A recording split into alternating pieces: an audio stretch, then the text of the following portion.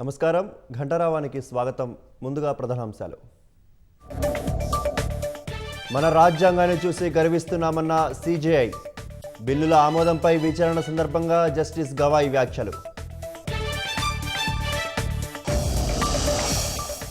రాష్ట్ర అంశాలపై పూర్తి అధికారం రాష్ట్రాలదేనన్న తెలంగాణ. ఆయా బిల్లులపై గవర్నర్ విచక్షణాధికారం చెల్లదని వాదనలు. సాదా బైనామాల క్రమబద్ధీకరణకు రెవెన్యూ శాఖ నోటిఫికేషన్.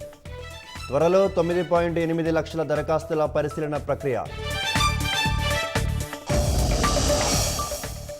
గ్రూప్ 1పై హైకోర్టు తీర్పును అప్పీల్ చేయాలని టీజీపీఎస్సీ నిర్ణయం.